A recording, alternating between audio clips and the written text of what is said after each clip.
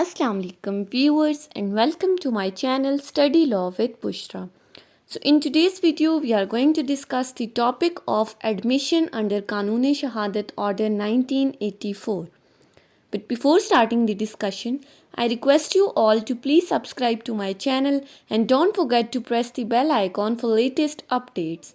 Do share this video with your friends and don't forget to comment your feedback. So let's move towards the discussion. First, we will look into the relevant provision of this topic. So, Article 30 onwards, Article 34 deals with the topic of admission. Okay. So, before moving towards these articles, we need to know what does the word admission means. Simply admission का क्या मतलब है? So, अगर हम इसका literal meaning देखें तो admission simply means to allow, to admit as true, to acknowledge और to accept as true. ये इसके कुछ डिफरेंट मीनिंग हैं. किसी चीज़ को तस्लीम कर लेना, किसी हकीकत को तस्लीम कर लेना, किसी चीज़ को मान लेना. अगर हम इसका लीगल मीनिंग देखें तो लॉ क्या कहता है कि एडमिशन क्या है? Admission is simply the acknowledgement of any fact in the court of law. Simply क्या है? किसी चीज़ को एक्नॉलेज कर लेना, किसी हकीकत को, किसी फैक्ट को तस्लीम कर लेना. अब कौन सा फैक्ट तस्लीम करना, किस किस्म की हकीकत को तस्लीम करना? वो चीज़ जो बात कहने वाले के अगेंस्ट चली जाए. The acknowledgement of certain facts which goes against the favour of the maker, यानी जिसने वो बात कही है वो बात उसके अगेंस्ट चली जाए.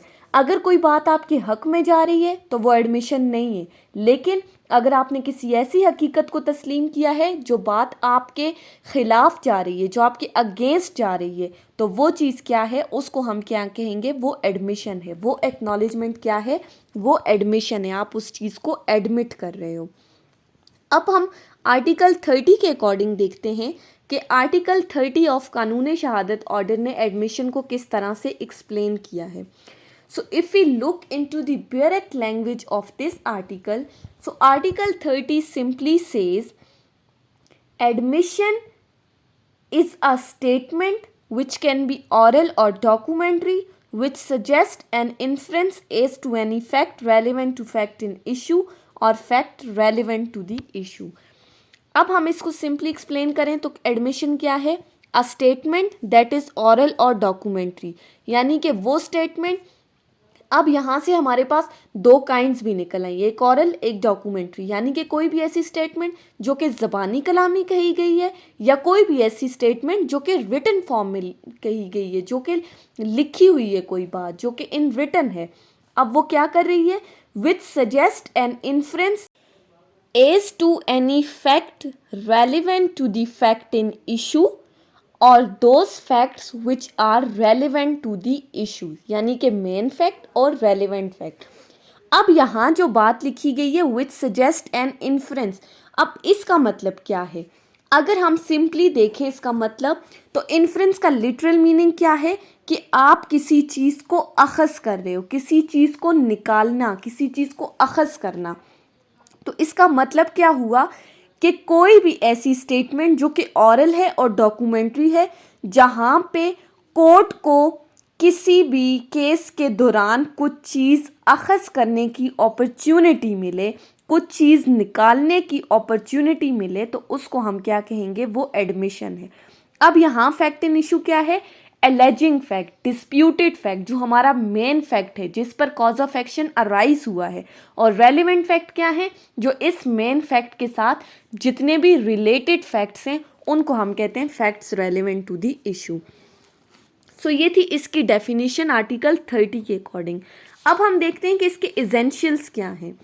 सो इसी डेफिनेशन के अकॉर्डिंग अगर हम इसके एसेंशियल्स निकालें तो नंबर 1 आता है, the statement made in the form of admission must be taken as a whole, either accept as a whole or reject as a whole. यानी कि एडमिशन के जो स्टेटमेंट है वो प्रॉपर होनी चाहिए, वो कंप्लीट होनी चाहिए। यानी कि आप उस स्टेटमेंट को या तो एज अ होल एक्सेप्ट कर रहे हो या तो एज अ होल रिजेक्ट कर रहे हो। ये नहीं कि आधी अधूरी बात कही जाए, ये नहीं कि आधी स्टेटमेंट, प्रॉपर बात कही भी नहीं है। तो जब तक प्रॉपर बात नहीं होगी तो वो एडमिशन नहीं कहलाएगा। पार्ट्स में जी कही हुई बात एडमिशन नहीं कहलाती। सेकंड आता है admission can be on point of facts but it can not be on point of law. इसका क्या मतलब हुआ कि एडमिशन हमेशा फैक्ट्स के ऊपर होता है, लॉ के ऊपर नहीं होता। क्योंकि लॉ का तो पार्टीज के साथ कोई कंसर्न ही नहीं है, वो तो जजेस का काम है। पार्टीज का काम क्या है? सिर्फ फैक्ट्स को कोर्ट के अंदर पेश करना। थर्ड आता है the form of admission is immaterial, it can be oral और रिटन।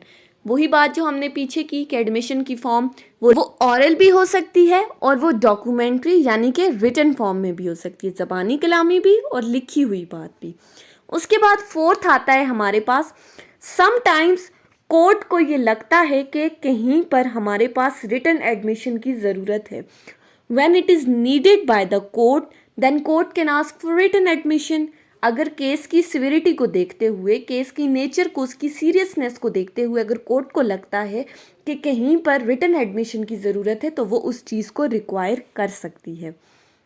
नेक्स्ट आता है हमारे पास admission must be based upon your personal knowledge. अब इसका क्या मतलब हुआ कि एडमिशन हमेशा पर्सनल नॉलेज पर बेस करना चाहिए। यानी कि आप अपने बारे में बात करेंगे, किसी और के बारे में कोई बात नहीं करेंगे।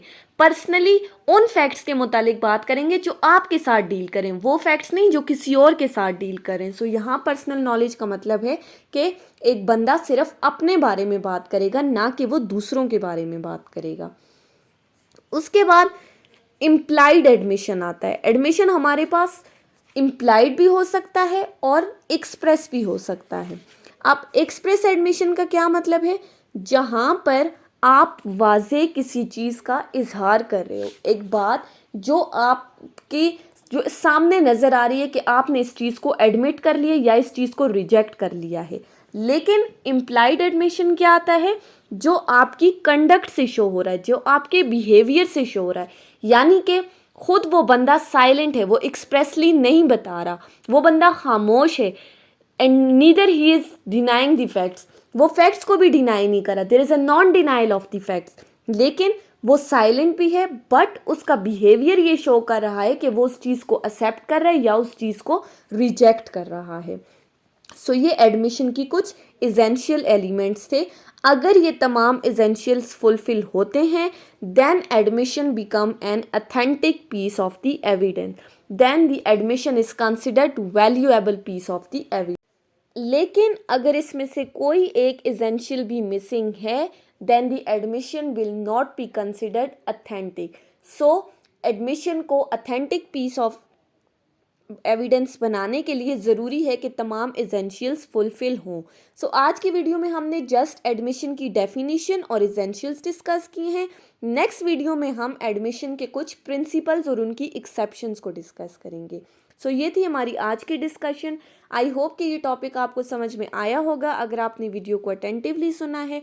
सो अगर ये वीडियो आपको अच्छी लगी है तो इसे लाइक करें, कमेंट करें, चैनल को सब्सक्राइब करना ना भूलें और अगर किसी भी किस्म की कोई कन्फ्यूजन है तो मुझसे पूछ सकते हैं। Thank you so much for watching.